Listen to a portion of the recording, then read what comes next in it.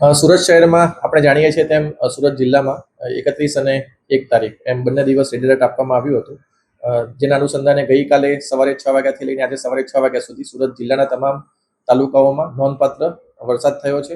Average જોઈએ તો આપણે 220 mm જેટલો વરસાદ તમામ તાલુકા અને શહેરનો મળીને થયો છે, એટલે કે લગભગ 8 ઇંચથી વધારે એવરેજ વરસાદ તમામ તાલુકામાં નોંધાયો છે.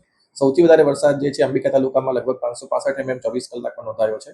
તે સિવાય અન્ય તાલુકાઓમાં પણ લગભગ સરેરાશ જોઈએ તો 5 થી લઈને 15 ઇંચ સુધીનો વરસાદ જે છે અલગ અલગ જગ્યાએ નોંધાયો છે.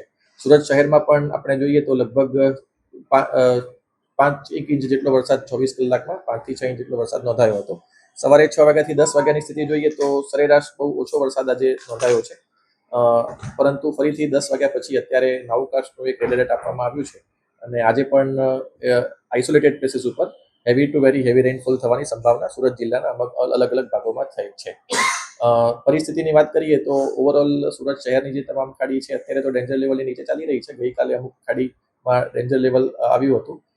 ત્યારબાદ તાપી નદીની અંદર આપણે સિંગણપોર જે કોઝવે છે તે ઓવરફ્લો થવાના કારણે પાણી આવેલું છે. ઉકાઈ ડેમ છે તેની સ્થિતિની વાત કરીએ તો 333 ફીટનું જેનું રૂલ લેવલ છે એની સામે અત્યારે 320 ફીટ એમાં પાણી છે.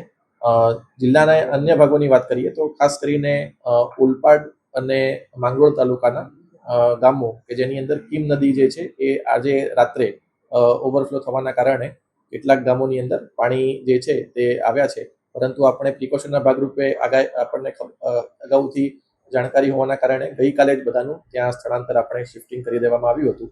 તેમ છતાં પણ એડિશનલ શિફ્ટિંગ કરવા માટે માંડવી તાલુકામાં એક એસટીઆરએફની ટીમ આપણી પાસે અવેલેબલ છે અને ઉલપાડમાં પણ આજે સવારે એક એસટીઆરએફની ટીમને મોકલવામાં આવી છે. એટલે અત્યારે હાલની જ સ્થિતિએ જોઈએ તો ઓવરઓલ જિલ્લામાં સ્થિતિ જે છે એ અંડર કંટ્રોલ છે. ફક્ત કીમ રિવર ઓવરફ્લો થવાના કારણે ઓલપાડ અને માંગરોળ તાલુકાના ગામો છે તેની આસપાસ તકેદારીના ભાગરૂપે અત્યારે શિફ્ટિંગ ગઈકાલે પણ થયું હતું અને આજે પણ ચાલુ છે. અને સાથે સાથે જે અંબિકા નદી છે તેનું સ્તર અત્યારે નીચે છે, પરંતુ તેમ છતાં પણ આપણે અંબિકા નદીની આસપાસના જે ગામો છે ત્યાંથી આપણે ગઈકાલે લોકોનું શિફ્ટિંગ કર્યું હતું. ઓવરઓલ જિલ્લાની અંદર સુરત શહેર સિવાય લગભગ 4,000 લોકોનું સ્થળાંતર આપણે ગઈકાલે કરવામાં આવેલું છે. સચેત હંમેશા આપણે રહેવું જ જોઈએ. આજે પણ મેં કીધું એમ રેડ એલર્ટ છે જ, એટલે તકેદારીના ભાગરૂપે આપણે તમામ શાળા કોલેજોને તો આજે બંધ રાખવામાં જ આવી છે અને હજુ પણ રેડ એલર્ટની સ્થિતિ છે, એટલે ભારેથી અતિભારે વરસાદની સંભાવના છે. કેટલાક જગ્યા ઉપર આઇસોલેટેડ પ્લેસીસ ઉપર આ થવાની સંભાવના છે, એટલે આપણે આજનો દિવસ પણ આપણે તકેદારીના ભાગરૂપે તમામે લોકોએ સાવચેત રહેવાની ખાસ જરૂર છે અને શક્ય જરૂરિયાત ના જણાય તો આપણે ઘરની બહાર નીકળવાનું ટાળવું જોઈએ.